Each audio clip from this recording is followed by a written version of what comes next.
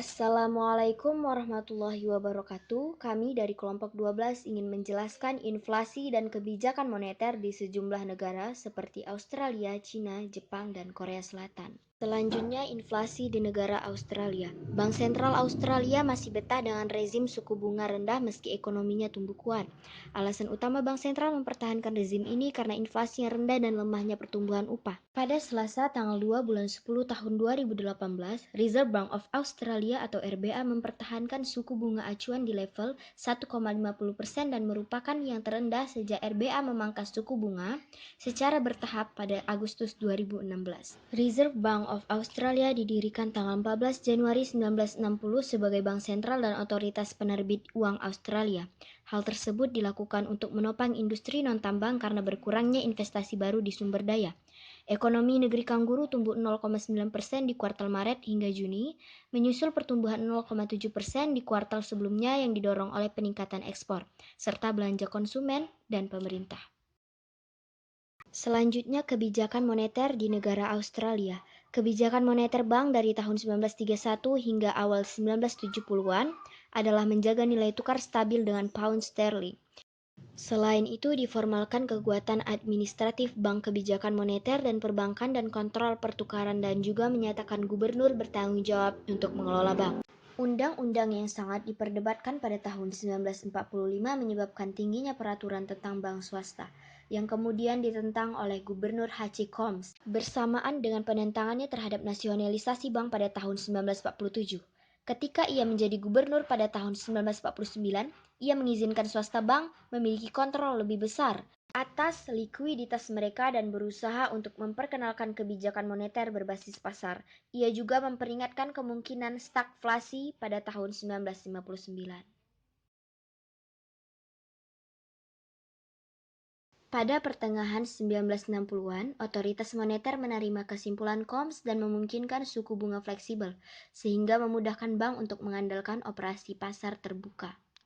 Pada Agustus 1996, Ian McFarlane yang ditunjuk oleh gubernur dan bendahara mengeluarkan pernyataan tentang perilaku kebijakan moneter yang menyatakan kembali peran Reserve Bank dan pemerintahan Australia. Ini menegaskan dukungan pemerintah terhadap tujuan inflasi Reserve Bank yang diperkenalkan pada tahun 1993.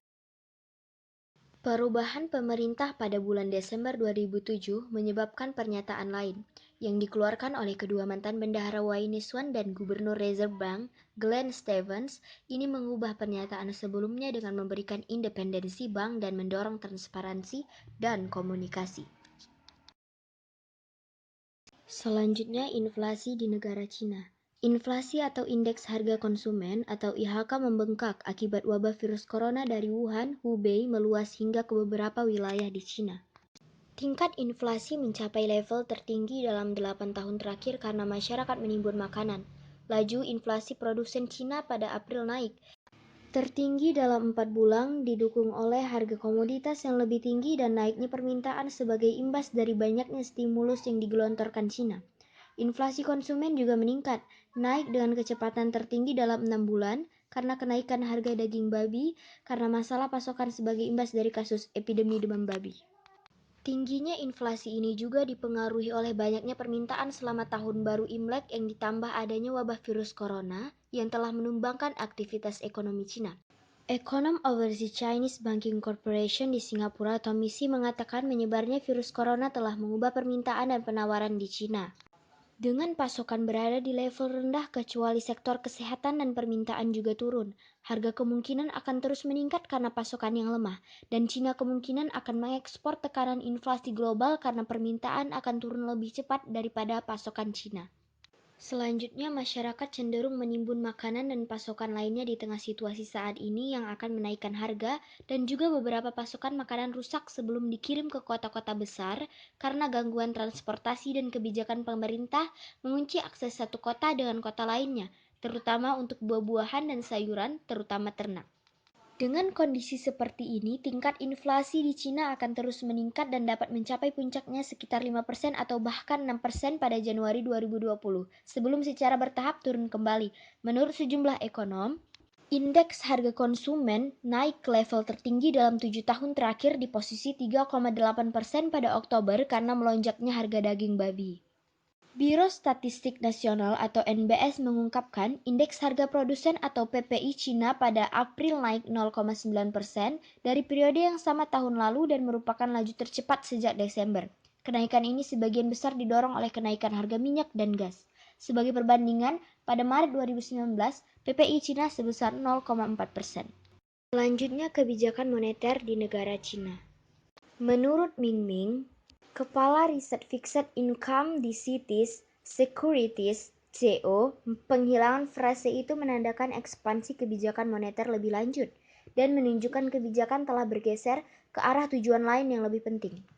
Kebijakan moneter akan diperkuat dan difokuskan pada pembantu ekonomi real melanjutkan pembangunan, termasuk di pemulihan dalam produksi, konsumsi, dan permintaan domestik, meskipun lajunya akan diperhitungkan sesuai dengan inflasi dan nilai tukar. Terang Ming, seperti dilansir dari Bloomberg, Senin 11 bulan 5 2020. Dengan adanya wabah ini dibuat kebijakan moneter. Selanjutnya, inflasi di negara Jepang.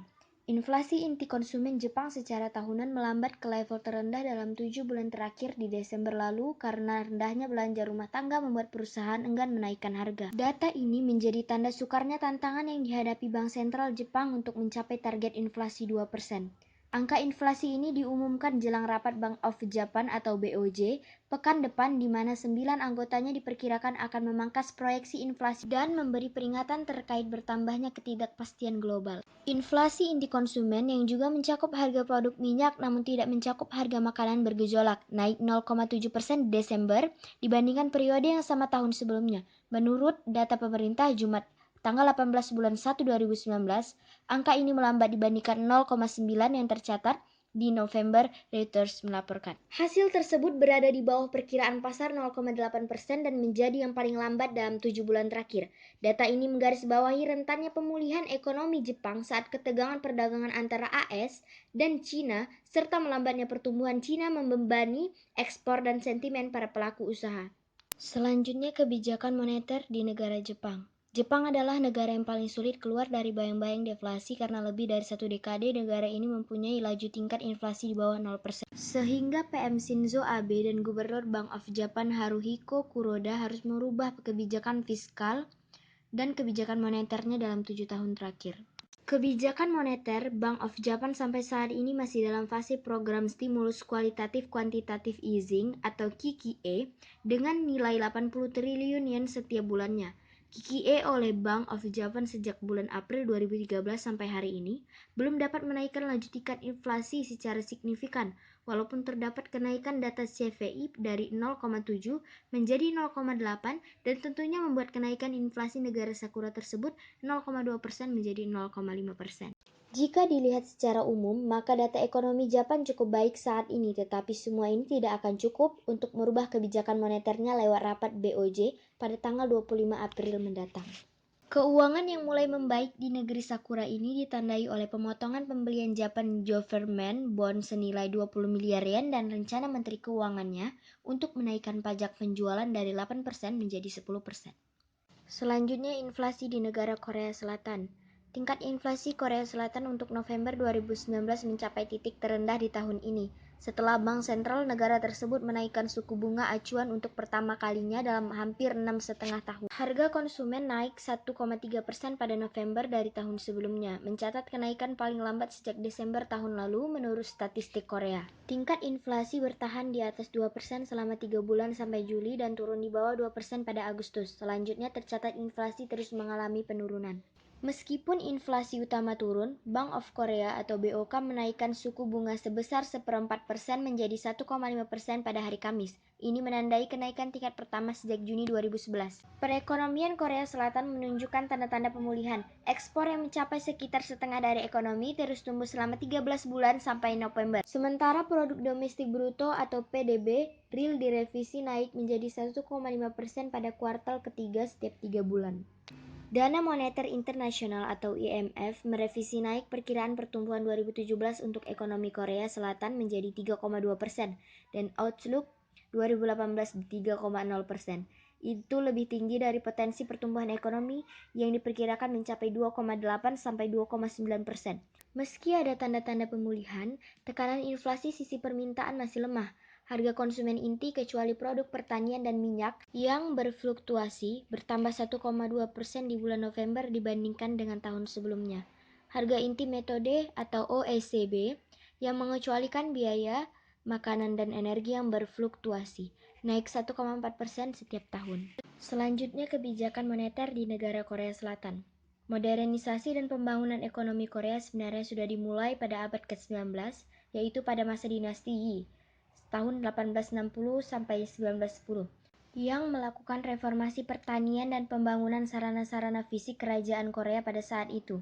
Pengembangan pembangunan infrastruktur perekonomian kemudian dilanjutkan pada masa pemerintahan kolonial Jepang pada tahun 1910 sampai 1945.